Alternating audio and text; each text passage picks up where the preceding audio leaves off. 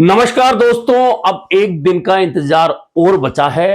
कल 22 नवंबर है और 23 नवंबर को चुनाव के परिणाम आने हैं। पूरे देश की नजर महाराष्ट्र पर है, पूरे देश की नजर झारखंड पर है, राजस्थान की नजर 7 विधानसभा सीटों पर है और 7 विधानसभा सीटों में से भी एक सीट सबसे महत्वपूर्ण हो गई है, जो पूरे देश में छाई हुई है, देवली उनियारा। उसका परिणाम भी 23 नवंबर को आना है। एग्जिट पोल भी आ चुके हैं, सबके अंदाजे भी सामने आ चुके हैं और असल परिणाम 23 नवंबर को ही आएगा कि आखिरकार जनता ने क्या फैसला इन 7 विधानसभा सीटों पर उन उम्मीदवारों का किया है जिन्होंने उपचुनाव में अपनी किस्मत आजमाई थी। कांग्रेस और भाजपा की लोकप्रियता को लेकर भी फैसला होना है, क्योंकि राजस्थान में जो 25 लोकसभा सीटों का चुनाव हुआ था उसमें से 11 सीटें भाजपा से छीनकर इंडिया गठबंधन ने अपनी मजबूती दिखाई थी। और अब एक बात की और परीक्षा है कि क्या भाजपा सरकार ने 11 महीने और अब तो लगभग पूरा साल होने को है, उस दौरान जनता के लिए क्या किया, क्या नहीं किया, उसे लेकर भी इन परिणामों को जोड़ा जाएगा। हालांकि चुनाव जब होते हैं उनमें हार जीत तत्कालीन परिस्थितियां तय करती हैं और इन चुनाव में भी तत्कालीन परिस्थितियां ही तय कर रही है। यही बात मैंने चुनाव के दौरान भी कही थी कि जब चुनाव की घोषणा हुई थी उस दिन तक और उम्मीदवारों की घोषणा होने लगी थी तब तक भी राजस्थान में कांग्रेस 7 में से 4 सीटों पर बेहद नजदीक और मजबूत नजर आ रही थी, जीतती हुई नजर आ रही थी। उम्मीदवारों की घोषणा नहीं हुई थी तब तक, लेकिन जैसे ही उम्मीदवारों की घोषणा शुरू हुई और भाजपा ने इसमें बाजी मारी, उसके बाद में कांग्रेस ने जब उम्मीदवारों की घोषणा की, एक तो देरी से की, दूसरा जिस तरह की उम्मीदवारी कांग्रेस ने तय की उसके बाद में कांग्रेस की स्थितियां चुनाव में धीरे धीरे कमजोर होती गई और होते होते होते यह परिस्थिति बन गई कि मतदान के दिन तक कोई भी कांग्रेस के नेता यह कहने को तैयार नहीं थे कि हम फला सीट तो गारंटी के साथ जीत सकते हैं। हालांकि मंच से हर नेता ने 7 सीट जीतने की बात की है। तो अब क्रमवश हम बात करें इन 7 विधानसभा सीटों की कि क्या परिणाम संभावित हो सकता है, क्योंकि एक दिन बाद तो परिणाम आना ही है 23 नवंबर को। तो यह चर्चा कर ली जाए कि आखिरकार क्या परिस्थितियां रही और चुनाव परिणाम क्या रह सकते हैं। अब इनकी बात करें तो हम रामगढ़ से शुरू होते हैं। रामगढ़ की सीट कांग्रेस विधायक जुबेर खान के इंतकाल से रिक्त हुई थी और उस पर उपचुनाव हुआ था, जहां उनके बेटे आर्यन जुबेर को कांग्रेस ने उम्मीदवार बनाया था। वहीं भाजपा ने अपने ही बागी रहे 2023 के सुखवंत सिंह को उम्मीदवार बनाया था। दोनों के बीच में सीधा मुकाबला हुआ था। जातिगत राजनीति वहां बहुत ज्यादा इसलिए नहीं चली क्योंकि यह तय था कि मुस्लिम, खासतौर पर जो मेव मतदाता ज्यादा हैं, वे कांग्रेस के साथ जा रहे हैं और सहानुभूति कांग्रेस के साथ है, आर्यन जुबेर के साथ है। वहां दूसरा वर्ग एससी के मतदाताओं का है। वह मतदाता भी चूंकि दो तरफ बटा है, लेकिन कहा जाता है कि जाटव मतदाताओं का बड़ा हिस्सा कांग्रेस के साथ गया है और एकमात्र यह रामगढ़ सीट ऐसी लगती है जो सीधे सीधे कांग्रेस की झोली में जाती दिख रही है। इसका एक कारण तो जातिवाद, जो अलग अलग तरीके से जातियां ने वोट किया वो तो है ही, लेकिन सबसे बड़ा कारण है कि सिर्फ एक रामगढ़ सीट है जहां कांग्रेस ने वास्तव में चुनाव लड़ा। अब चुनाव लड़ा, यह मैं बात इसलिए कह रहा हूं कि वहां जितने भी नेताओं की जिम्मेदारी थी, वे चाहे नेता प्रतिपक्ष टीकाराम जूली हो, कांग्रेस के राष्ट्रीय महासचिव भंवर जितेंद्र सिंह हो, भरतपुर की सांसद संजना जाटव हो और अन्य नेता जिनको प्रदेश कांग्रेस ने जिम्मेदारी दी थी, उन्होंने चुनाव शुरू होने से मतदान के दिन तक वहीं रहकर अपनी जिम्मेदारी निभाई और इसका फायदा भी कहीं ना कहीं रामगढ़ में कांग्रेस को मिलेगा, यह तय है। अब उसके बाद आइए दौसा। दौसा में कांग्रेस ने डीसी बैरवा को मैदान में उतारा और उससे पहले भाजपा जगमोहन मीणा, जो डॉक्टर किरोड़ीलाल मीणा के भाई हैं, उन्हें मैदान में उतार चुकी थी। मुकाबला बहुत सीधा हुआ और कहा जा रहा था कि ब्राह्मण मतदाता इसलिए भाजपा से नाराज हैं कि शंकरलाल शर्मा का टिकट कटा है। लेकिन जैसे जैसे चुनाव आगे बढ़ता गया, यह वातावरण समाप्त हो गया और एकमात्र दौसा सीट ऐसी रही, उपचुनाव में भी सचिन पायलट जैसे नेता एक दिन में 18 मीटिंगें कर रहे थे और कई मीटिंगें तो ऐसी थी जिसमें 200-250 लोग ही मुश्किल से इकट्ठा हो रहे थे, यानी कि नुक्कड़ सभाएं तक भी सचिन पायलट को करनी पड़ी। यही एकमात्र सीट है जहां 2 बार सचिन पायलट ने दौरे किए। तो आप समझ सकते हैं कि इस सीट का महत्व कितना रहा होगा सचिन पायलट के लिए। मुरारीलाल मीणा कहते रहे कि यह सीट हम जीतेंगे, लेकिन जातिगत जो संरचना दौसा विधानसभा सीट की है, उसमें बहुत बड़ा चमत्कार हो जाए तो एक अलग बात कह सकते हैं, अन्यथा यह सीट सीधे सीधे भाजपा के खाते में जा रही है, यानी कि जगमोहन मीणा इस सीट पर जीतने वाले हैं। क्योंकि मीणा ब्राह्मणों का बड़ा हिस्सा, वैश्य, एससी का बहुत छोटा हिस्सा, राजपूत, माली, यह ऐसे मतदाता हैं जो भाजपा के खेमे में ज्यादा संख्या में गए हैं। थोड़ा सा गुर्जर वोट भी भाजपा के साथ गया, लेकिन वह बहुत कम संख्या में गया है।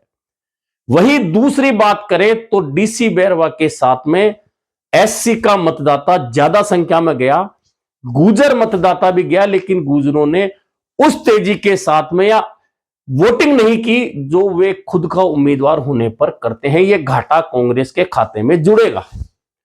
इसके अलावा हरियाणा ब्राह्मणों का छोटा हिस्सा,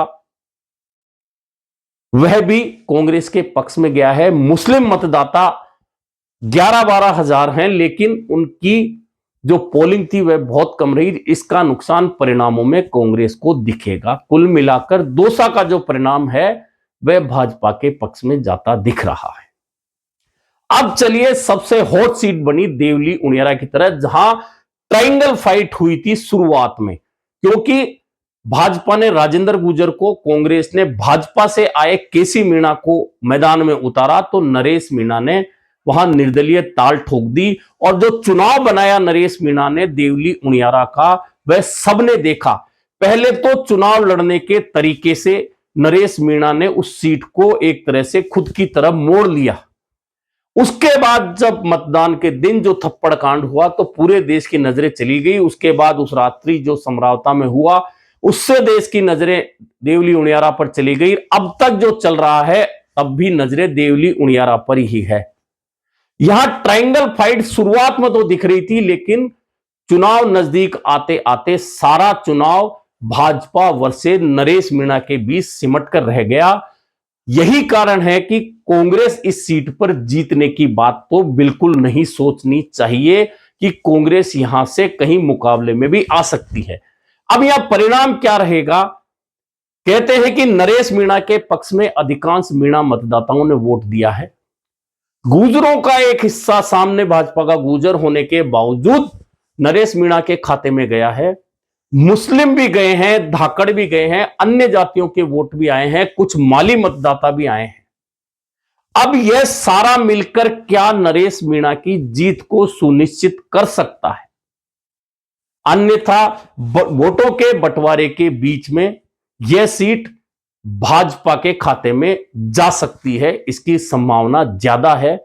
लेकिन वोटों का अंतर भले ही कोई बहुत ज्यादा बताए, लेकिन वोटों का अंतर भाजपा की जीत की स्थिति में बहुत बड़ा नहीं होने वाला, यह तय है। इसके बाद में चलिए खींवसर की चर्चा करते हैं।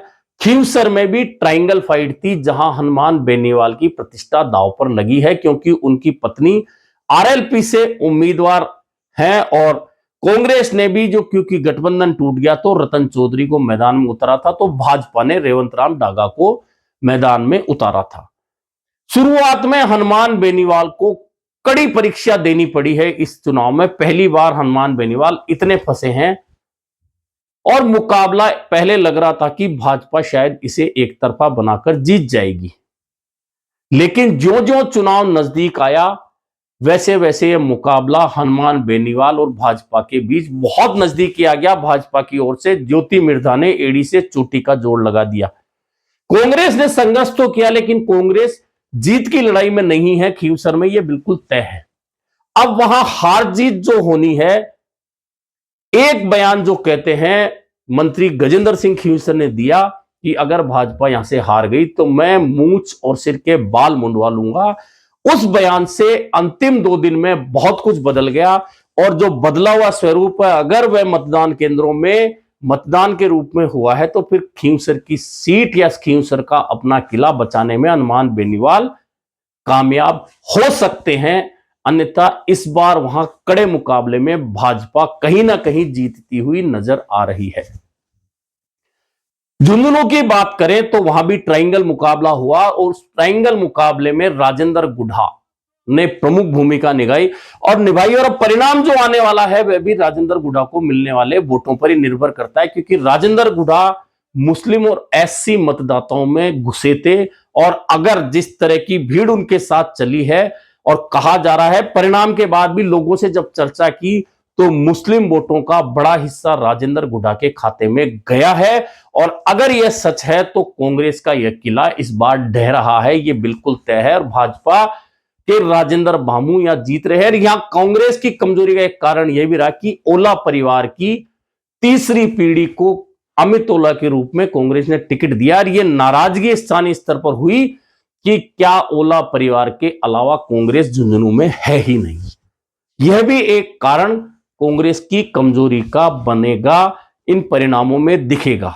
इसके बावजूद अगर कांग्रेस जीतेगी तो सिर्फ एक वजह से जीत सकती है कि मुस्लिम मतदाता भले ही दिखे राजेंद्र गुढ़ा के साथ हों, और अंतिम समय में वोट अगर उन्होंने कांग्रेस की तरफ दे दिया तो ही कांग्रेस बच सकती है, अन्यथा इस सीट पर भाजपा जीतती नजर आ रही है। सलूंबर की बात करें तो सलूंबर में सहानुभूति की लहर पर सवार होकर भाजपा की शांता देवी जीत रही हैं, इसमें कोई अतिशयोक्ति नहीं है। हालांकि बीएपी ने कड़ी टक्कर दी है, कांग्रेस की रेशमा मीणा ने भी अंतिम समय में बहुत जोर लगाया है, और वहां प्रभारी के रूप में अशोक चांदना की टीम ने भी काफी मेहनत की है। लेकिन कांग्रेस के अंदर खाने जो गुटबाजी थी, भले ही वे मंचों पर अंतिम समय में समाप्त हो गई, उसका असर भी परिणामों में नजर आएगा। 84 की सीट सीधे सीधे बीएपी के खाते में जाएगी। हालांकि भाजपा उम्मीदवार ने बहुत जोर लगाया है, कांग्रेस उम्मीदवार नए थे लेकिन वे वोट काटू ही नजर आएंगे, और यह सीट सीधे सीधे बीएपी के खाते में जाएगी। लेकिन 70,000 से ज्यादा वोटों से जीतने वाले राजकुमार रोत का यह जो अंतर था विधानसभा चुनाव में, वह घटकर आधे से भी कम हो जाए तो कोई बड़ी बात नहीं है। कुल मिलाकर सीधा सा गणित है इन 7 विधानसभा उपचुनाव में परिणामों का, कि भाजपा जो सिर्फ एक सलूंबर सीट पर काबिज थी, वह अपनी संख्या बढ़ाकर 3 तो निश्चित तौर पर करने जा रही है। हो सकता है 4 सीटें भी भाजपा के खाते में चली जाए। वहीं कांग्रेस को सीधे सीधे 2 से 3 सीटों का घाटा हो रहा है। बाकी अगर घाटा सबसे बड़ा होगा, परिणाम बदला, तो खींवसर में बदल सकता है, जहां हनुमान बेनीवाल को बड़ा घाटा हो सकता है और विधानसभा में उनकी सीटें शून्य हो सकती हैं। इसके अलावा जो परिणाम नजर आ रहे हैं वह वोटिंग के बाद तक की परिस्थितियों के बाद मैंने आपको बता दिए। कल 22 नवंबर का दिन बीच में है और 23 को परिणाम सामने आ जाएंगे और तस्वीर क्लियर हो जाएगी। लेकिन राजस्थान की जो तस्वीर उभर रही है उसमें इन 7 विधानसभा सीटों के उपचुनाव के परिणामों में कांग्रेस सीधे सीधे घाटे में है और अपनी गलतियों से घाटे में है, और भाजपा को बैठे बिठाए 2 सीटों का लाभ कांग्रेस ने ही दे दिया है। अभी के लिए इतना ही, फिर मिलेंगे नए मुद्दे पर चर्चा के साथ।